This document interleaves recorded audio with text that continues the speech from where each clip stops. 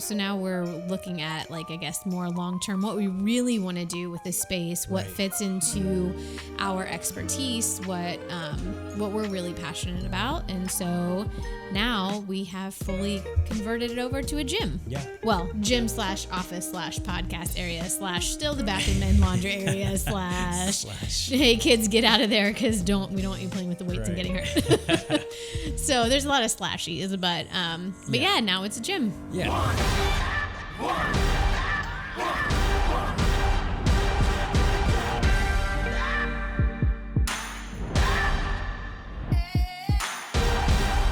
Welcome back to another episode of 317 Wellness Podcast. I'm Jodie. And my name is Tim. And today we're going to be talking about how we are utilizing our renovated space in our house. It's had a couple different iterations of what we've been doing over the years, but this one we're pretty excited about. Yes. So we're just going to kind of jump into it. Yes, let's go ahead and jump into it. So this room that we're actually in right now, I'll probably throw some clips in there. Yeah. Used to be a one-car garage. Right. This was like 3 or 4 years ago, right? Right. It was before we had our son. Yeah, it was still a garage, which seems like a long time ago because we've been living in it since then. And then we did have, during COVID, we had it as a gym for a little bit. Yeah, we kind of made it into a little bit of a living space too for a while. But it wasn't fully renovated like it is now. Yeah. We had a punching bag in there. I think we had some... we had my exercise bike in there. Exercise bike in there. Just a little bit... things here and there. Yeah. We made it work, but this space right now is actually really nice. And but before we changed it to the space that we're about to talk about, it used to be a little, I guess Airbnb, or we rented it out for like 6 months. Yeah, we rented it out for a little bit. So it's a living space. Yeah. It's got a bathroom. It's laundry room, bathroom / laundry room. Right. So it's our second bathroom in our house, which is nice. And it has its own private entrance, and then another, nice secure door to the rest of the house. So it's kind of like just a second living space. It's a studio, really, apartment, pretty small, but still livable. So yeah, and I think the reason why we wanted to use this room is because honestly it's just another source of income, right? Yeah, when we rented it out, that was really, really nice to have that extra income. Yeah. And actually, I remember reading the book from Robert Kiyosaki. I think that's where we started going down that path.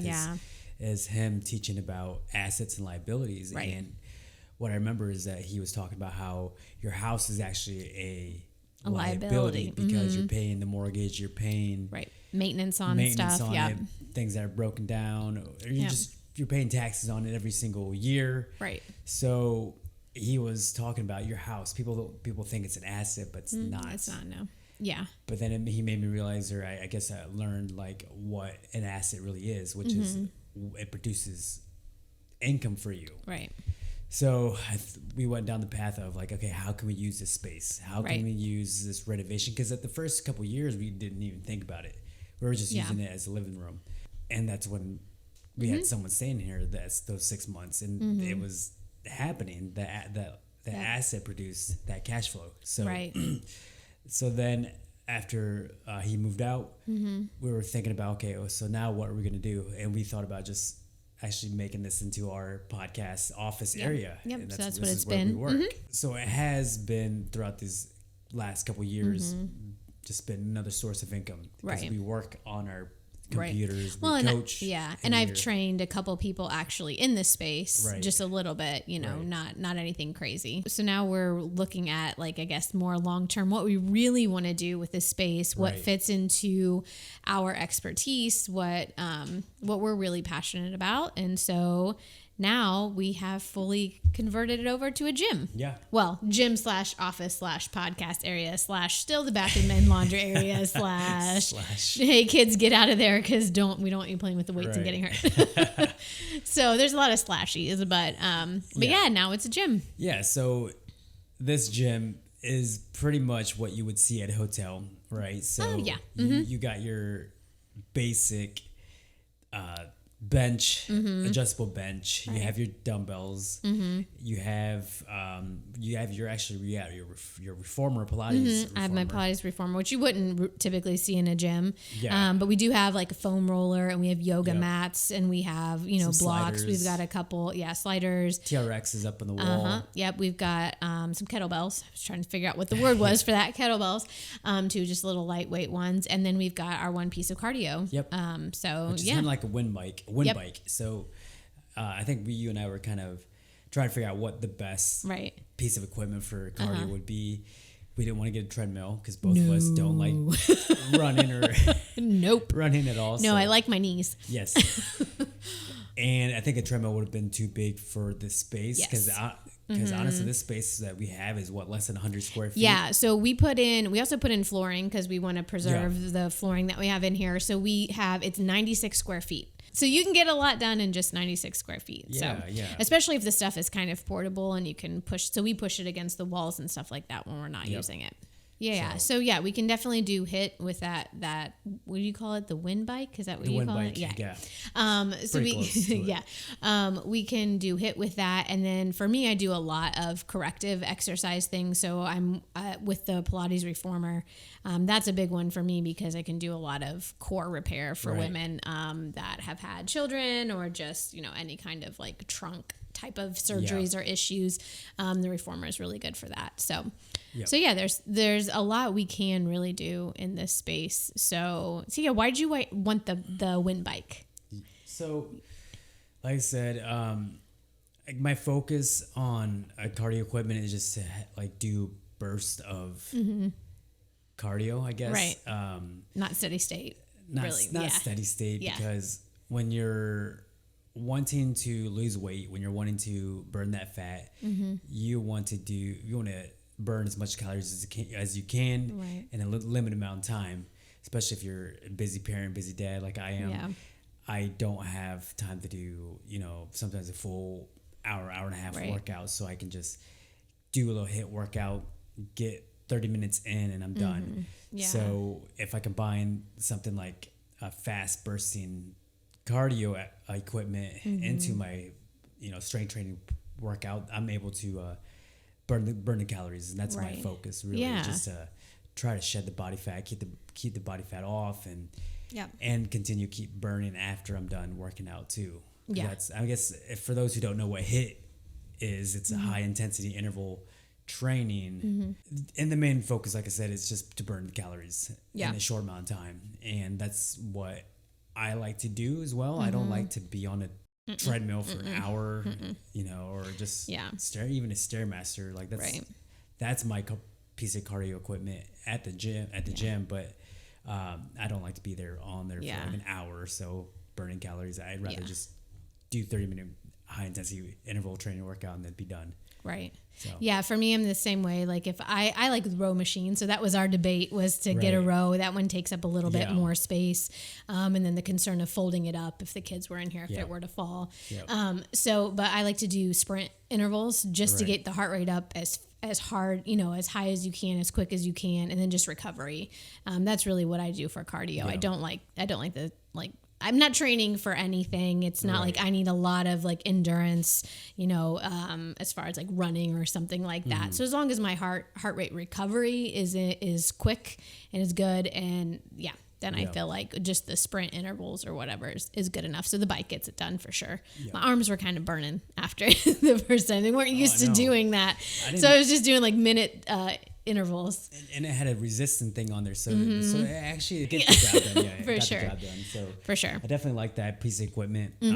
Definitely want to maybe look into battle ropes, because I think that would be an awesome piece of equipment to have in here too. Yeah. You mentioned it already with working with clients. Like, what is your vision with this space? Yeah, I mean, I enjoy working. I mean, I can do HIIT intervals or HIIT workouts with people as well in here, but I really like having now all these different modalities to work with. We've got TRX, so we can do some body weight, suspension type of training. I can just pull the reformer out to do some core training. I also do legs on that as well. I just I'm more just for functional stuff. So because where I work, I tend to work with an older population. So I feel like that's just kind of where I'm at with either corrective exercise from injury or just functional stuff.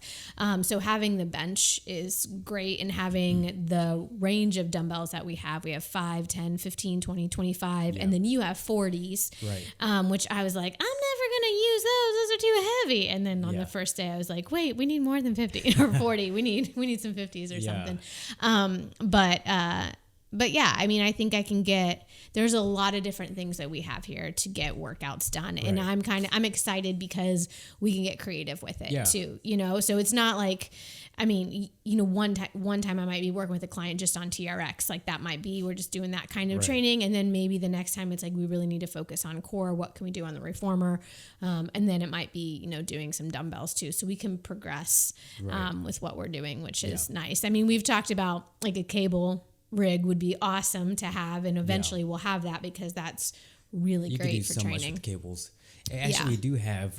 We do the little strap on. It goes over the door. Over the door where you can. That has little hooks on it, and you can actually put your resistant ropes. Yeah, and I was actually doing that this past weekend. Yeah, I was doing kickbacks on that. It worked great. And it worked great. And if you can just get more resistant bands, then you might be able to heavier ones. Heavier bands, and you'll be able to feel that contraction, really feel those workouts using that cable, I guess, little cable rig thing that we have. Yeah, I forget about that because it's kind of like that. It's not up all the time. Well, I guess we do have it up now, but it's not always up all the time. And you can add too. That's the fun thing, is that if 70 is not enough and you need to go up to 80, or 90, 100, you can add in more cables and put the handles on it and then get more resistance kind of in there. Yeah, and you can do so much because like that you can hook up the rope at the top and do like some face pulls or whatever, or just you can do a lot with it. Yeah, so if we're doing like an arm day, I've done arm day with you at the gym. You can do your dumbbells for biceps and triceps and shoulders, and then you can move over to cables and do the same thing on it, and you can still work those muscles really well actually in our gym. And I think that was our main like focus, is trying to find equipment that we can utilize, and dumbbells is definitely something that anybody should have. Anybody could have it in their house, in their garage, because you can do a lot with it. Yeah. And even bands too. You can do so much with bands. So yeah, I think dumbbells, the one thing is that you have that consistent resistance with the weight. Bands, we talked about that. It kind of, as it comes in, it gets a little bit looser, so you kind of have to, you lose a little bit of that. But I think right now what we have is we just have a nice range in here of things we can do. And my family was even over this weekend, and my mom saw the TRX, the suspension trainer, and she's like, "What are you doing this? Let me see what we can do." And she was working out. So that's the age population I work with. So I was like, okay, I got the right equipment, but I can still, train. You recently just got the what's it called? The corrective exercise specialist. And you said that it helps with people that have had injuries. What exactly? So it's just more like I'm more trained, and I realized for a while with my yoga background, to look at posture and alignment and gait.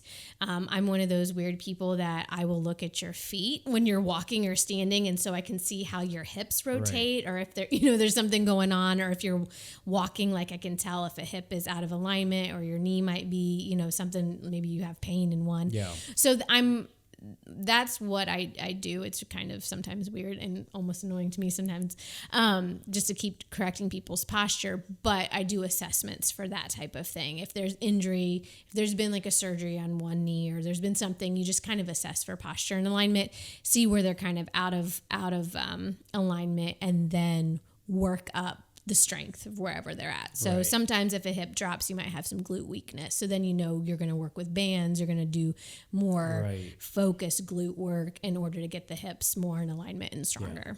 So a lot of times people have shoulders that are like this, and I'm like, what are we doing here? So, I always got to pull the shoulders down. So we know we got to work on maybe some lat strength down there. Some other things, the shoulders might wing out. And so we keep them in alignment and just do slow movement, not a lot of weight, but to really focus on that. So that's what I geek out about. I guess you're looking at the person's maybe alignment injury or posture, and then you can build a workout specifically on what, even when it's not in that area that's actually being affected, you're working on other parts of your body that's actually, I don't know, like either pulling from that area or whatever. So you're, you know what I'm saying? I'm a nerd. Yes. Yeah. So and it's not something where I'm like, you're out of sometimes if I know the person, I'll be like, you're all wonky, or I'll use something to make them laugh. But you generally don't point out what's wrong, but you're creating a workout program that's going to help fix. And so they're more functional and more aligned, because we know that if the body is out of alignment and then you start adding weight to it and more resistance training and more weight, and you're not correcting that, you're actually going to make that misalignment even worse. Right. Because if your shoulders are like this and you're constantly doing things with your arms and putting all of that into your shoulders, then you're not, I'm sorry, I'm geeking out, but you're not correctly using the right muscles then, and you're gonna end up getting some soreness and then you're gonna have weakness when you're trying to do something. You're like, well, I'm always working my biceps, but if your shoulders are up here or you're doing this when you're, So anyways, it's just to correct people to have better function. So for example, if you're having issues with your posture to lean in, your shoulders leaning in, kyphosis too, you would focus more on doing like back rows or... Yes, I do a lot of, so nowadays on phones and computers, you've got the head forward lean, you got all this going on. Oh my gosh, I see it all the time in people, and I just want to open up, like I'll do stretching. So you got to open up the chest, stretch the pectoralis, pec muscle. We'll just go with pec. Pec muscles. Roll the shoulders down and back and strengthen the back. Right. So we're not just talking about strengthening. We're also talking about stretching. So there's a lot of different things. That's cool. Am I teaching you things? Yeah. I mean, I think your focus is more like therapy. I'm not a doctor, but I play one on TV. We can say that. It's like one of those things where it's like, no, I'm not that. I can't diagnose or anything like that. But if I see something, then my workout programming is going to take that into consideration, so we're not exaggerating the misalignment. Yeah. Even flexibility. You do a lot of flexibility too. Yeah, a lot of people will say they need more flexibility, and it's like, yeah, probably. I mean, if you're sitting most of the day or you don't really do anything with stretching, your muscles get tight oh my gosh, just terribly tight. So we can put together a stretch. Yep. Really? Well, your hips are pretty tight. Most men have really tight hips. So when you sit, crisscross applesauce and your knees are up, it's terrible. Really, really high. Yeah, we got to work on that.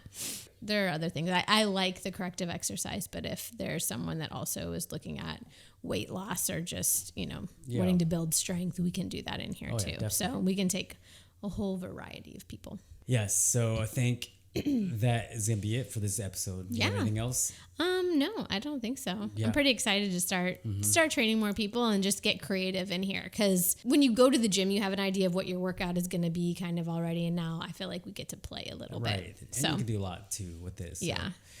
Yeah. Yep. All right. Well, guys, thank you so much for watching. If you enjoyed this episode, make sure you give it a thumbs up. If you're around the Indianapolis area and you're looking to lose weight, work on flexibility, or even just learn about fitness and health, send us a direct message or visit 3171.com to get a hold of us, and we will definitely be glad to help you out. But other than that, we will see you guys in the next episode. Peace.